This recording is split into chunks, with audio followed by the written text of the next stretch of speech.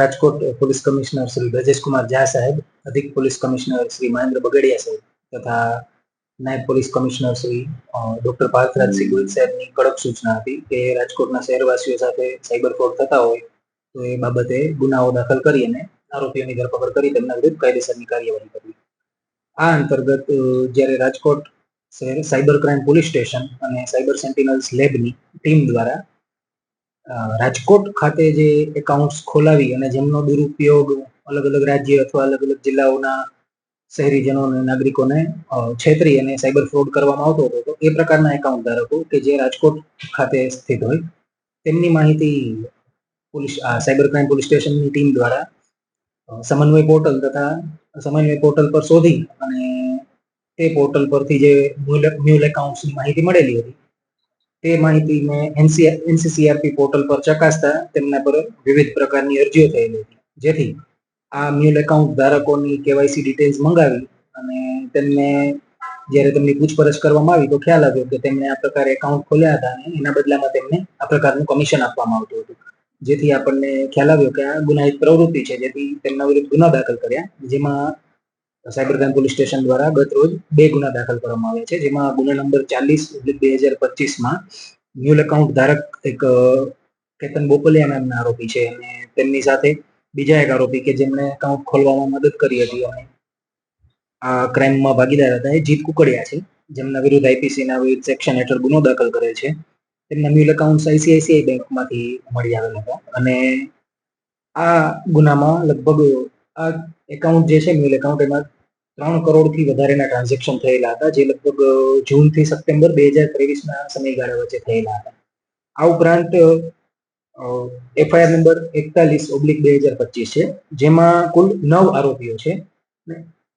આમાં અલગ અલગ 7 એકાઉન્ટ મળ્યા હતા સમન્વય પોર્ટલમાંથી અને તેમની ચકાસણી કરતા એ તમામ ઇન્ડિયન ઓવરસીઝ બેંકમાં ખુલેલા હતા અને લગભગ નજીકના સમયમાં ખુલેલા હતા, જેથી ચેક કર્યું એનસીસીઆરપી પોર્ટલ પર તો તેમના પર વિવિધ અલગ અલગ જગ્યાઓ પર 14 અરજીઓ થયેલી હતી અલગ અલગ રાજ્યોમાં, જેથી આ એકાઉન્ટ ધારકોને જ્યારે બોલાવી અને એમની પૂછપરછ કરવામાં આવી ત્યારે ખબર પડી કે એ દરેક એકાઉન્ટ ધારક છે એમના નામના કરંટ એકાઉન્ટ ખોલ્યા છે, એમની નામે પેઢીઓ ખોલવામાં આવેલી હતી અને આ પેઢીઓના આધારે કરંટ એકાઉન્ટનો ઉપયોગ જે આના સૂત્રધારો છે તેમના દ્વારા કરવામાં આવતો હતો તે ઉપર પહોંચાડતા હતા. આમાં લગભગ માર્ચથી લઈ અને મે 2024 વચ્ચે 10 કરોડથી વધારે રૂપિયાના સાયબર ફ્રોડના ટ્રાન્ઝેક્શન થયેલા છે, જેમાં મોટાભાગના એકાઉન્ટ ઇન્ડિયન ઓવરસીઝ બેંકના છે અને તેમાં ફ્રોડ્યુલન્ટ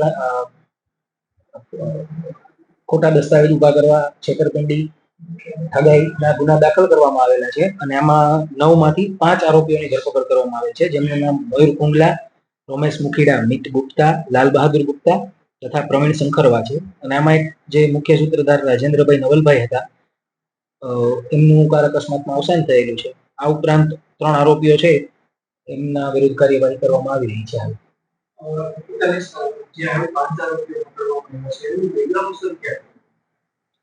એ અલગ અલગ વ્યક્તિઓ છે, અમુક લોકો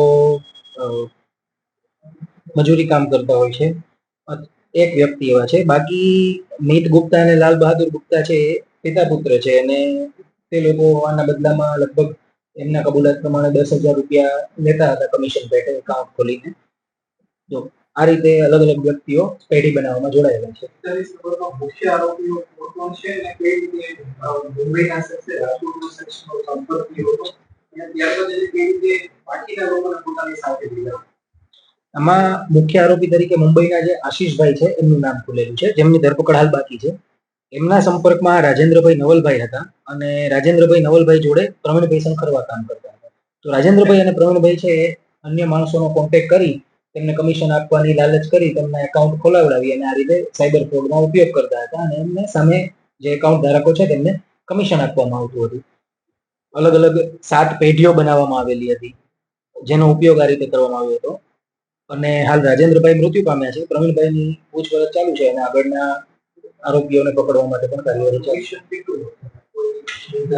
નિર્ધારિત